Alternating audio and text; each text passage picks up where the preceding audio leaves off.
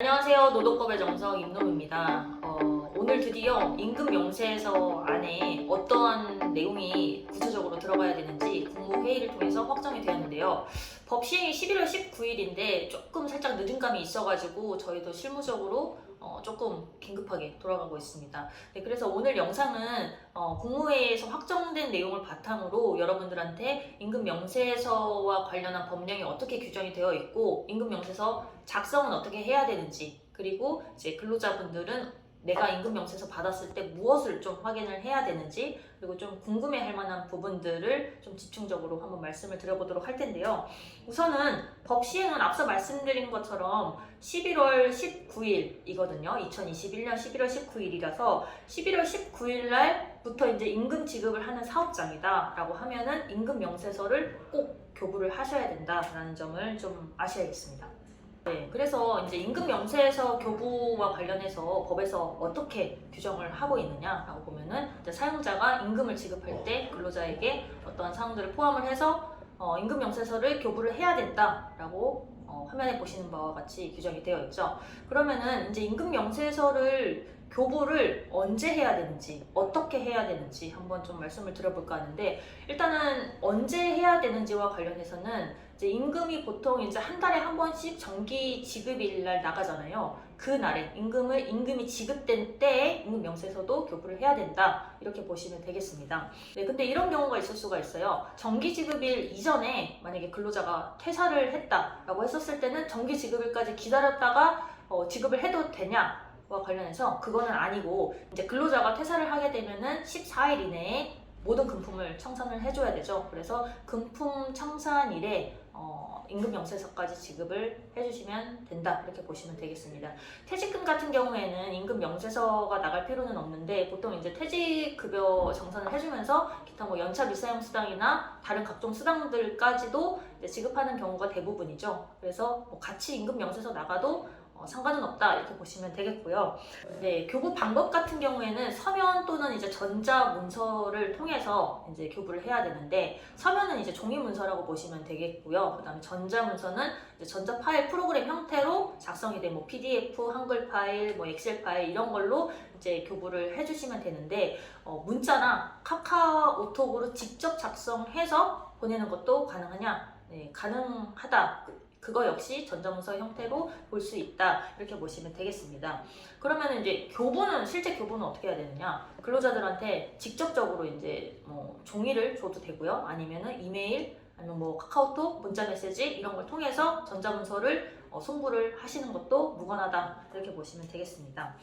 네, 그러면 오늘 정해진 내용이죠. 근로기준법 시행령에서 어떠한 내용들을 구체적으로 정하고 있느냐와 관련해서 한번 살펴보면은 총 6가지라고 보시면 되겠습니다. 그래서 근로자를 특정할 수 있는 정보, 임금 지급일, 임금 총액, 그 다음에 기본급, 각종 수당, 상여금, 성과금, 그 밖의 임금의 구성 항목별 금액, 중요한 거는 구성 항목별 금액이죠. 그 다음에 구성 항목별 계산 방법, 그 다음에 공제 내역, 이렇게 나와 있는데요. 한번 이게 각각 무엇을 의미하는지 한번 살펴보도록 하겠습니다. 네, 그래서 첫 번째는 근로자를 특정할 수 있는 정보. 이제 동명이인이 아닌 경우에는 뭐 근로자 성명만 넣어도 되지만, 동명이인이 있을 수 있으니까 뭐 생년월일, 사원번호 이런 것까지 이제 기재를 해주시면 되겠습니다. 그리고 임금 지급일은 이제 그 사업장의 임금의 정기 지급일이다 보시면 되겠고요. 아까 앞서서 말씀드린 것처럼 근로자가 퇴사할 때는 금품 청산을 14일 이내에 해줘야 되고, 그 금품 청산을 할 때 임금 명세서도 나가야 된다라고 말씀드렸죠. 그때에는 금품 청산일이 이제 임금 지급일이다라고 보시면 되겠습니다. 네, 그 다음에 이제 임금 총액을 작성을 해주시면 되겠는데요. 이제 공제되기 전 금액을 작성을 해주시면 되고, 보통은 이제 공제하고 나서 세후가 얼마인지까지 기재가 되어 있는 경우가 많죠. 네, 그리고 임금의 구성 항목별 금액을 작성을 해주셔야 되는데요. 여기서 조금 여러분들이 주의를 하셔야 되는 게, 여기서 이제 작성이 되어야 되는 구성 항목이라고 해서 보통은 이제 뭐 계좌로 또는 현금으로 지급되는 통화로 지급된 부분만 들어가면 되는 거 아니냐라고 생각을 하실 수가 있겠지만, 통화로 지급된 것뿐만 아니라 통화로 지급되지 않았지만 임금에 해당하는 거는 여기에 들어가야 됩니다. 뭐 예를 들면은 통화로 지급되지 않았지만 뭐 예를 들어 상품권, 아니면은 뭐 유리비 같은 거를 대신 대납해 주는 거 아니면 식권을 제공을 해주는 부분들 그런 부분도 임금에 해당이 된다면은 임금 명세서 안에 작성이 되어야 된다 이렇게 보시면 되겠고요. 그 다음에 이제 항목별로 금액을 작성을 해야 된다고 했는데 또 하나 계산 방법까지도 좀 구체적으로 작성을 해주셔야 됩니다. 그래서 예를 들어서 뭐 수당, 가족 수당을 예로 들어보죠. 뭐 배우자가 있는 경우에는 가족 수당을 5만 원을 준다 이런 식으로 정해져 있는 경우에는 그냥 5만 원 이렇게 딱 작성을 해주시면 되는데 그게 아니라 근로 시간이라던가 아니면 근무 일수에 따라서 좀 변동이 되는 금액 같은 경우에는 어떻게 계산이 되었는지 그 구체적인 계산 방법을 다 작성을 해주셔야 된다 이렇게 보시면 되겠습니다. 네, 마지막으로 공제 내역인데요. 이 공제 내역 같은 경우에는 구체적인 계산 방법까지는 작성을 하실 필요는 없고 항목별로 공제 금액이 얼마인지 그 다음에 총 공제 금액이 얼마인지 그것까지만 작성을 해주시면 되겠습니다. 네, 지금까지는 어찌 보면 사업주 입장에서 임금 명세서를 어떻게 작성해야 되는지 그 구체적인 필수적 기재 사항에 따라서 항목별로 한번 살펴봤는데요. 그럼 근로자 입장에서 내가 만약에 임금 명세서를 받았을 때 무엇을 확인해야 되는지 궁금해하실 수가 있어요. 그래서 이 부분을 좀 체크를 하시라고 몇 가지를 좀 말씀드리면 우선 첫 번째 같은 경우에는 근로계약서의 내용과 한번 비교를 해보셔야 됩니다. 이제 근로자가 입사를 해서 근로를 개시를 할 때 근로계약서를 보통 작성을 하잖아요. 네, 법에서 서면으로 거부하도록 정해놓은 사항이 있는데 그 중에 이제 임금과 관련된 게 임금의 구성 항목, 계산 방법 이런 것들이 있습니다. 중간에 근로조건이 만약에 변동이 되지 않았다라고 한다면은 근로계약서상에 명시되어 있는 임금의 구성 항목, 계산 방법과 그 다음에 임금 명세서상의 구성 항목별 금액과 이제 계산 방법이 일치하는지 여러분들이 한번 살펴보실 필요가 있고요. 두 번째로는 이게 어찌 보면 실무적으로 조금 많이 문제가 되는 부분이기도 한데요. 통상 시급이 잘 계산이 되어 있는지 한번 살펴보셔야 됩니다.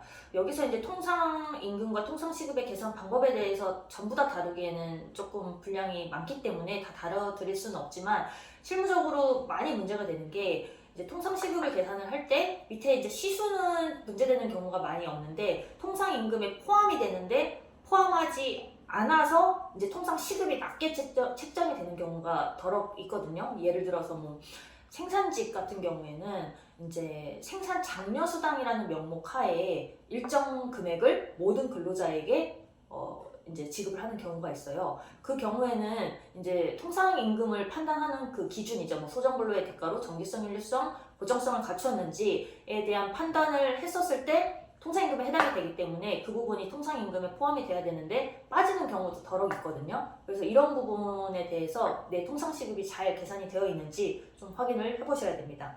네, 그리고 세 번째로는 이제 연장야간 휴일 근로 수당이 내가 이제 몇 시간 일한 부분에 대한 대가인지가 명세서상에 이제 명확히 나와 있기 때문에 내가 이제 연장 근로한 시간이 이게 맞는지 여러분들이 직접 확인을 하실 수가 있거든요. 이게 어찌 보면은 분쟁을 신속하게 해결을 할 수 있는 부분인 건지 아니면 분쟁이 조금 더 많아질 것인지 좀 잘 모르겠지만 어쨌든 여러분들이 연야유한 시간이 이게 맞는지 여러분들이 꼭 체크를 해보셔야 됩니다. 마지막으로 네 번째는 이제 공제된 금액이 맞는지 사대보험료뿐만 아니라 뭐 노동조합비라던가 아니면 뭐 동호회비라던가 사업장 특성에 따라서 이제 공제되는 내역이 있을 수가 있거든요. 그 공제 금액이 맞는지 여러분들이 확인을 해보셔야 됩니다.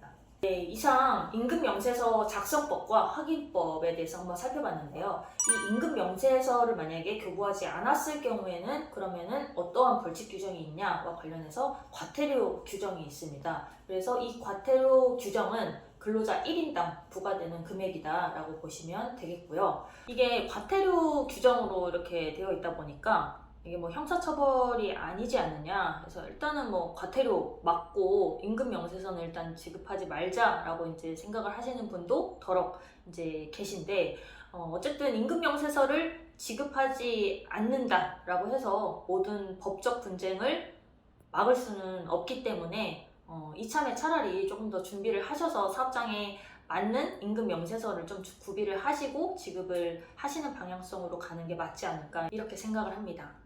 네, 여러분들이 궁금해 하실 만한 부분들을 한번 Q&A 시간을 한번 가져보도록 할 텐데요. 질문을 해주시죠. 근로기준법 시행령에 보면 필수적 기재 사항이 너무 많은데 이걸 무조건 다 써야 되는 건가요? 네, 필수적 기재 사항 같은 경우에는 일단은 무조건 다 작성을 해 주셔야 되는데요. 근데 이제 시행령 안에 보면은 이렇게 되어 있습니다. 뭐 기본급, 각종 수당, 상여금, 성과금 어쩌고 저쩌고 이렇게 되어 있는데 우리 회사는 상여금이나 성과급이 없는데 이런 것도 작성이 되어야 되나요? 라고 이제 궁금해하실 수가 있는데 만약에 사업장 상황에 따라서 이런 금액이 없다, 이런 항목이 없다라고 하면은 그 부분은 빼고 작성을 해주시면 되겠습니다. 어쨌든 6가지에 해당이 되는 필수적 기재사항은 누락을 하시면 안 된다. 이렇게 보시면 되겠습니다. 저희 사업장은 포괄임금제로 고정적으로 연장 야간 휴일 근로수당이 임금에 포함이 되어 있는데 이 부분은 어떻게 계산 방법을 써야 되나요? 일단 포괄임금제 같은 경우에도 마찬가지로 이제 연장 야간 휴일 근로 시간이 몇 시간으로 잡혀 있고 그 시급이 어떻게 계산이 되고 그 몇 배 이제 가산이 됐고 이런 부분들을 다 기재를 해주셔야 됩니다. 원칙적으로는 기재를 해주셔야 되는데 다만 이제 근로계약서나 아니면 취업규칙 같은 데서 고정적으로 이제 잡은 그 연장 야간 휴일 근로 시간이 기재가 되어 있다라고 한다면은 임금 명세서에는 그 항목별 금액만 작성을 하시면 된다 이렇게 보시면 되겠습니다. 그러면 그 고정 연장 야간 휴일 근로수당을 초과해서 더 근로를 한 부분에 대해서 추가 수당이 나갈 때는 어떻게 기재를 하면 되나요? 네, 추가적으로 근무를 한 부분에 대해서는 말씀드린 것처럼 항목별로 시간과 그 다음에 통상 시급, 그 다음에 뭐 1.5배 아니면 2배 뭐 이런 가산 부분까지도 다 이제 기재를 따로 해주셔야 됩니다. 그러면 임금 명세서를 교부를 할 때는 근로자의 서명을 꼭 받아둬야 되나요? 네, 임금 명세서 같은 경우에는 교부 의무만 있기 때문에 근로자한테 이거를 교부했다라고 서명을 받아둘 필요는 없습니다. 다만 이제 온라인을 통해서 교부를 하는 경우에는 그 기록이 남아있지만 직접 교부를 하는 경우에는 기록이 남아있지 않기 때문에 뭐 수령 대장을 따로 활용을 하시는 것도 방법이 되겠습니다. 나중에 분쟁의 소지를 좀 줄이는 거죠. 그러면 임금 명세서는 작성을 할 때 꼭 파일로 작성을 해서 전송을 해야 되나요? 네, 이 전자문서의 형태를 파일의 형태로만 인정하는 것은 아니고 문자나 뭐 카카오톡으로 이렇게 직접 작성을 해서 전송을 하는 것도 인정을 하고 있기 때문에 그런 방법을 활용을 하셔도 무관하겠습니다. 오늘도 유익한 영상이 되셨기를 바랍니다. 감사합니다.